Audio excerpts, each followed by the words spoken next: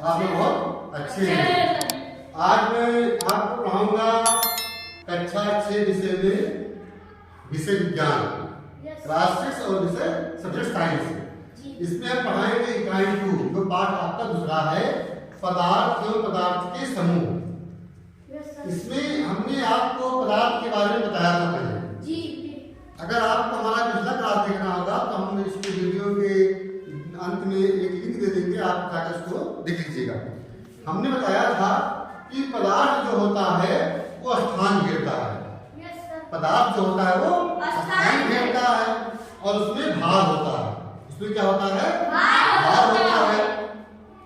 और पदार्थ जो होती हैं वो एक ही चीज की बनी होती है, उससे हम कई प्रकार के वस्तु बना सकते हैं।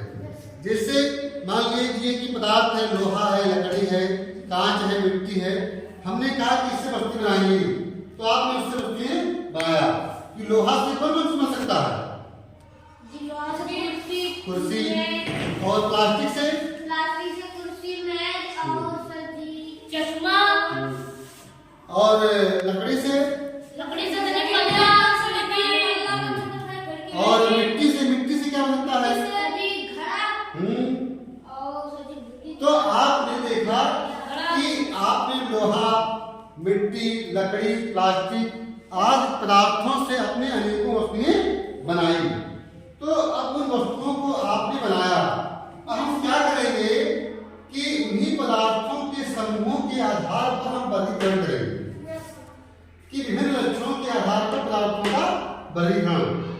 अब यहाँ पर पदार्थ की अवस्थाओं के आधार पर करके वर्गीकरण क्या करेंगे? पदार्थ की अवस्थाओं के आधार पर क्या करेंगे? वर्गीकरण करेंगे। अब पदार्थ क्या होते हैं?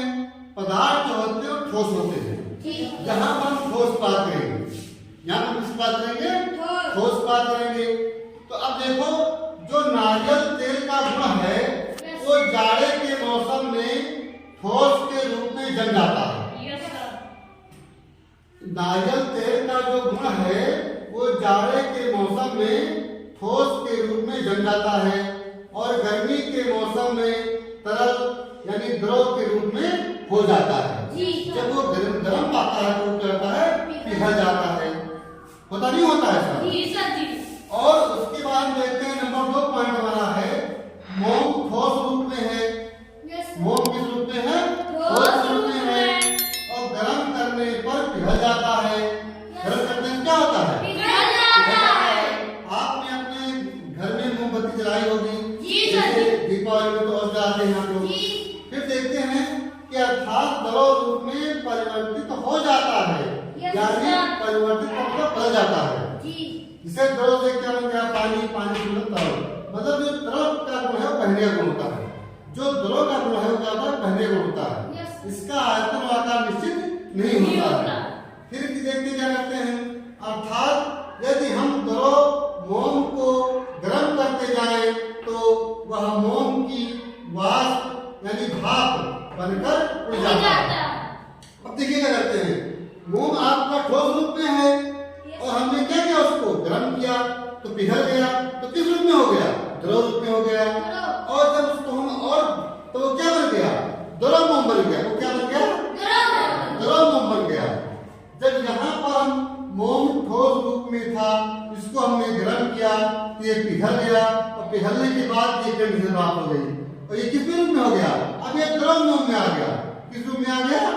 द्रव मोम में। अब द्रव मोम को जब हम गर्म करेंगे तो ये मोम की वाष्प यानी भाप बनकर उड़ जाता है। अब देखो, मोम किस रूप में था? ठोस रूप में था। आपने गर्म किया तो द्रव अवस्था में आ गया। फिर आपने द्रव मोम को गर्म किया तो क्या बन गया? भाप बन गया, उड़ गया वो, यानी जो जिसको धुआं बोलते हैं। फिर देखिए, अब जल है, जल को दैनिक जीवन में हम बर्फ, आपने कभी फ्रिज में या कोई जब चोट खाता है या एक्सपायर होता है जो मरासन अवस्था में तो बर्फ लेके आते हैं। तो बर्फ कैसे जमता है? बर्फ किसे जमाते हैं? पानी से। तो पानी हम बर्फ किसे जमाए? ठोस के रूप में किया और जब उसको हम गर्म किए तो द्रव बन गया और गर्म किए तो गैस बन गया। यानी हमारे पास जो जल है उसको हम बर्फ अवस्था में लेके आते हैं, कब? उसको जमाते हैं फ्रीजर में, जी जी। फिर उसको गर्म करते हैं तो ध्रुव बन जाता है, जी। और गर्म करने को गैस के रूप में दे सकते हैं उसको। फिर अर्थात इस प्रकार प्रत्येक पदार्थ की 3 भौतिक अवस्थाएं होती हैं, जी। ठोस, द्रव और गैस। इस प्रकार प्रत्येक पदार्थ की 3 भौतिक अवस्थाएं होती हैं, ठोस, द्रव और गैस। Yes sir. अब ठोस, बर्फ जम गया, पानी जी। पानी बर्फ जम गया तो क्या हो गया? ठोस हो गया। फिर उसको गर्म किया तो द्रव बन गया, जी। और गर्म किया तो क्या हो जाएगा? उड़ जाएगा। गैस। कभी आपने देखा है कि पानी को गर्म करते करते क्या होता है? पानी खत्म हो जाता है। जी जी। अगर आप फ्राई में पानी गर्म कर रहे हैं मोहित जी, तो क्या होता है? वो गर्म कहाँ चला जाता है? जी, बाप पर करूँ। हाँ, भाप बनकर उड़ उड़ जाता जाता है। है। और उसी पानी को हम फ्रीजर में जमा देते हैं तो ठोस के रूप में हो जाता है। जी जी। और हल्का जब 100 डिग्री सेंटीग्रेड उसको गर्म करते हैं तो द्रव रूप में आता है। जी, जी। जब उससे अधिक और ताप देते हैं तो धीरे धीरे गर्म क्या बन जाता है? उड़ जाता है। तो क्या बन जाता है? भाप। भाप। तो उसको बोलते हैं गैस। तो क्या बोलते हैं हम? गैस।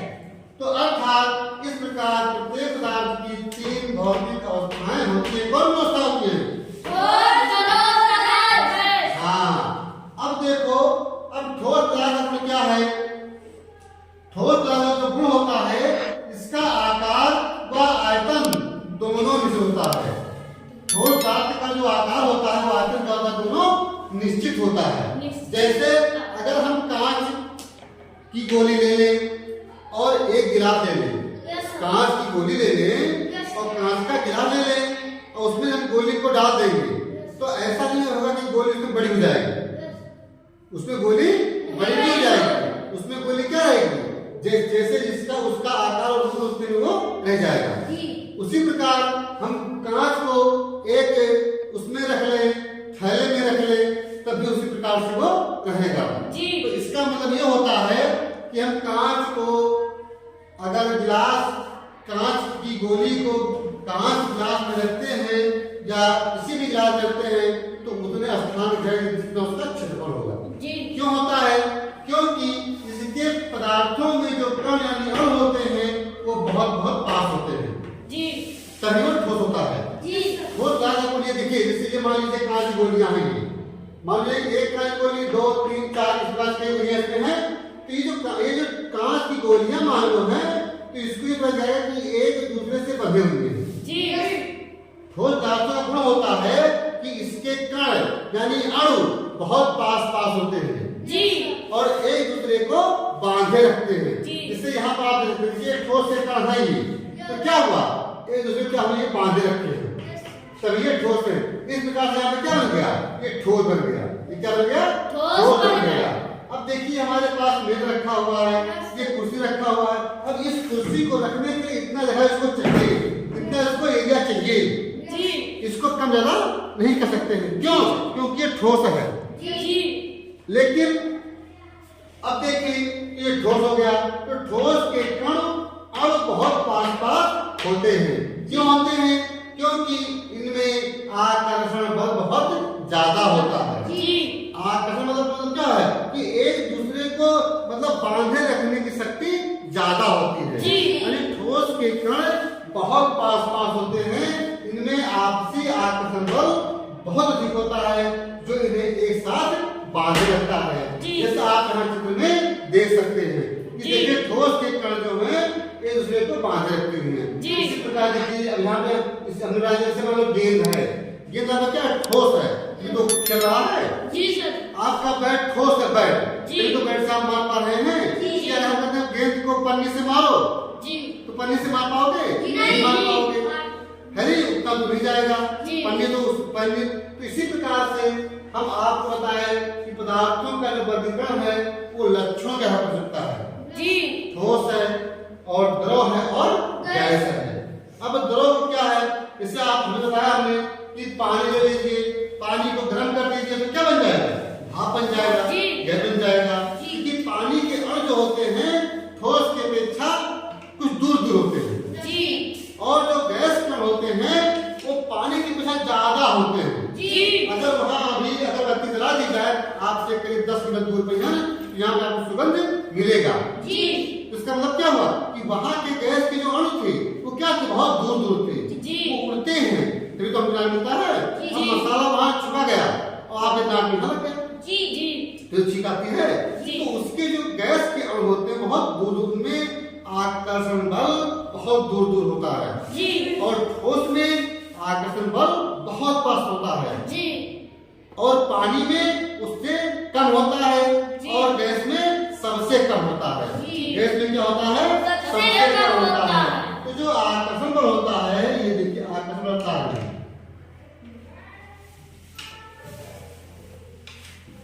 ये देखिए ठोस है, ये क्या है, ठोस है, सबसे अधिक ठोस में होता है, उसके बाद द्रव में होता है, जी और उसके बाद गैस में। जी।